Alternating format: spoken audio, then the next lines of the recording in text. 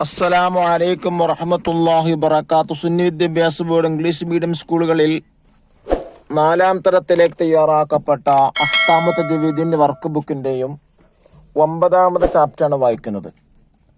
അൽ മദ്ദുൽ മുൻഫസിൽ. മദ് മുൻഫസിലിനെ കുറിച്ചാണ് പറയുന്നത്.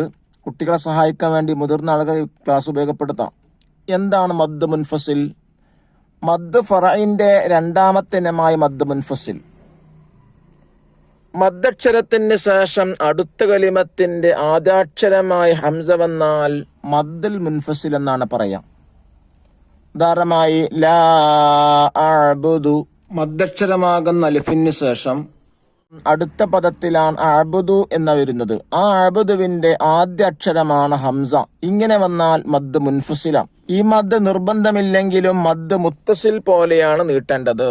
എന്ന് പറഞ്ഞാൽ മദ് മുത്തസില് അസിലിയായ മദ്ദിനേക്കാളാണ് നീട്ടേണ്ടത്. അതുപോലെ തന്നെയാണ് മദ് മുൻഫസിലും നീട്ടേണ്ടത്. നമുക്ക് വായിക്കാം. ലാ അഅ്ബുദു മാ തഅ്ബുദൂൻ.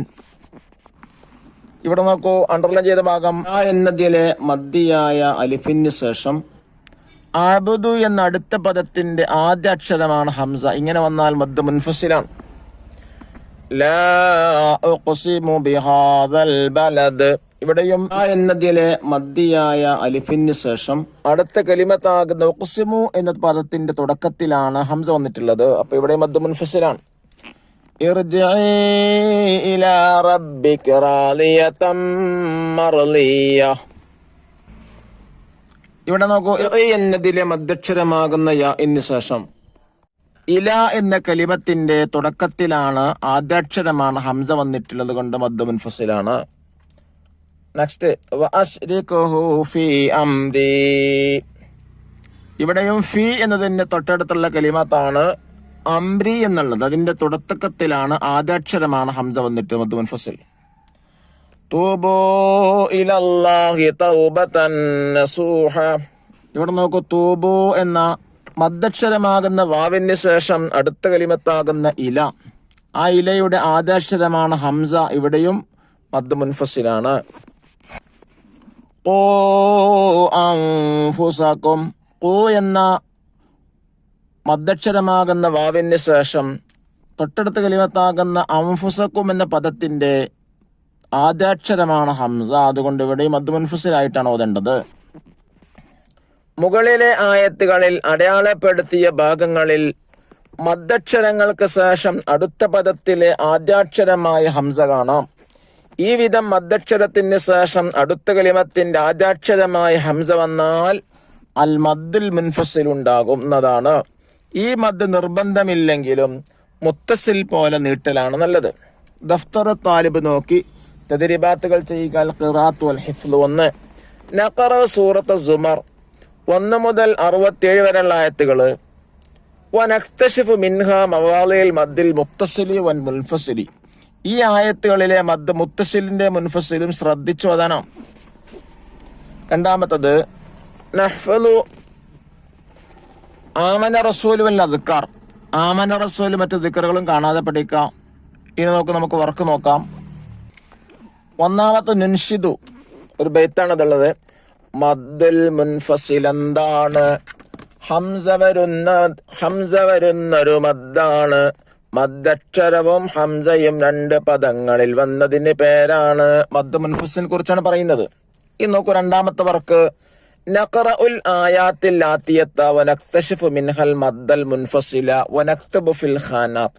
താഴെ പറയുന്ന ആയത്തുകളിലെ മദ് മുൻഫസിൽ കണ്ടെത്തിയിട്ട് താഴെയുള്ള കോളത്തിൽ ഫില്ല് ചെയ്യാനാണ്. നമുക്ക് വായിക്കാം. ഹത്താ ഇദാ അതയാ അഹ്ല ഖറിയതൻ ഇസ്തതഅമാ അഹ്ലഹാ. സൂറത്തുൽ കഹ്ഫിലെ 77ാമത്തെ ആയത്ത്. ഇവിടെ മദ് മുൻഫസിൽ എന്നത് ഹത്താ ഇദാ.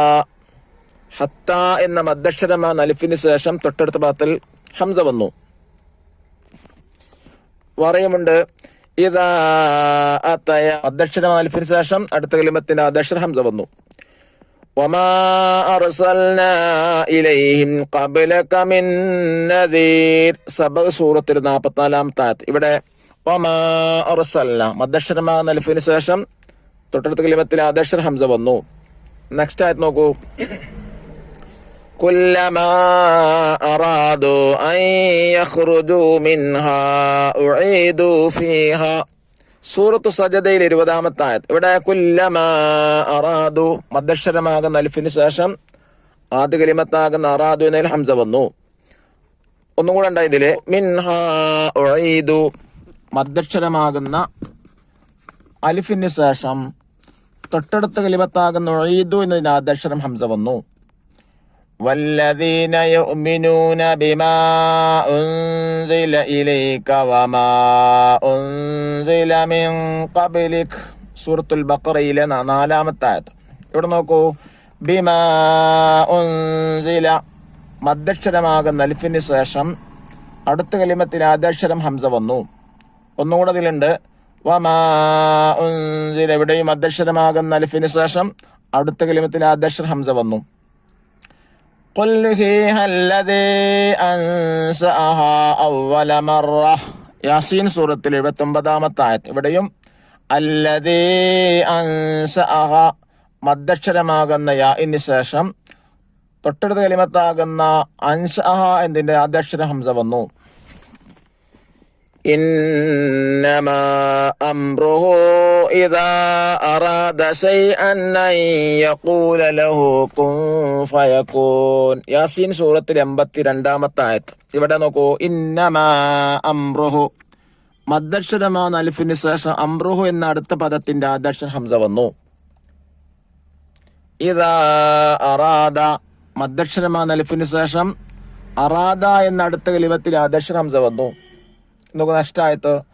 മാ നൻസഖ് മിൻ ആയത്തിൻ ഔ നുൻസിഹാ നഅതി ബിഖൈരിൻ മിൻഹാ ഔ മിസ്ലിഹാ അലം തഅലം അന്നല്ലാഹ അലാ കുല്ലി ശൈഇൻ ഖദീർ. മിൻഹാ ഔ മിസ്ലിഹാ. മിൻഹാ എന്ന മദ്ദക്ഷരമാകുന്ന അലിഫിന് ശേഷം അടുത്ത പദമാകുന്ന ഔ എന്നതിന്റെ ആദ്യാക്ഷരം ഹംസ വന്നു. ഈ സ്ഥലങ്ങളിലൊക്കെ മദ് മുൻഫസിലാണ് ചെയ്യേണ്ടത്. ഇന്ന് നോക്കുക നെക്സ്റ്റ് ആയത്ത്. ഫകൈഫ ഇദാ അസാബതുഹും മുസീബത്തും ബിമാ ഖദ്ദമത് ഐദീഹിം സുമ്മ ജാഊക യഹ്ലിഫൂന ബില്ലാഹി ഇൻ അറദ്നാ ഇല്ലാ ഇഹ്സാനൻ വ തൗഫീഖ. ഇവിടെ ഇദാ അസാബത്തു മദ്ദക്ഷരം എന്ന അലിഫിന് ശേഷം ആദ്യാക്ഷരമാകുന്ന തൊട്ടടുത്ത പദത്തിൽ ആദ്യാക്ഷരമാകുന്ന ഹംസ വന്നു. ഇൻ അറദ്നാ ഇല്ല മദ്ദക്ഷരമാകുന്ന അലിഫിന് ശേഷം തൊട്ടടുത്ത കലിമത്താകുന്ന ഇല്ല എന്നതിന് ആദ്യാക്ഷരം ഹംസ വന്നു. ഈ പദങ്ങളിലേക്ക് ഇവിടെയൊക്കെ മദ് മുൻഫസിലാണ് ചെയ്യേണ്ടത്. ഇനി നെക്സ്റ്റ് കോളങ്ങളിൽ എന്ത് ചെയ്യാം? മദ് മുൻഫസിലെടുത്ത് ഫിൽ ചെയ്യാം. ഹത്താ ഇദാ വമാ അർസൽനാ കുല്ലമാ അറാദു ബിമാ ഉൻസില അല്ലദീ അൻസഅഹ ഇന്നമാ അംറുഹു മിൻഹാ ഔ ഇദാ അസാബത്തുഹും. ഇനി നെക്സ്റ്റ് വർക്ക് 4-ാമത്തെ വർക്ക് എന്താ? നുക്മിൽ പൂരിപ്പിക്കാനാണ്. 1 അൽ മദ്ദുൽ മുൻഫസില് മുത്തസിൽ പോലെ നീട്ടലാണ് നല്ലത്. 5-ാമത്തെ ആക്ടിവിന് ഉജിബുത്ര ഇതാ. അൽ മദ്ദുൽ മുൻഫസിൽ എന്നാൽ എന്ത്? മദ്ദക്ഷരത്തിന് ശേഷം അടുത്ത കലിമത്തിന്റെ ആദ്യാക്ഷരമായ ഹംസ വന്നാൽ അല്ലാഹു തആല എല്ലാ മദ്ദുകളും പാലിച്ച് ഖുർആൻ പാരായണം ചെയ്യാനുള്ള തൗഫീഖ് നമുക്കെല്ലാവർക്കും പ്രദാനം ചെയ്യട്ടെ. അസ്സലാമു അലൈക്കും വറഹ്മത്തുള്ളാഹി വബറകാതുഹു.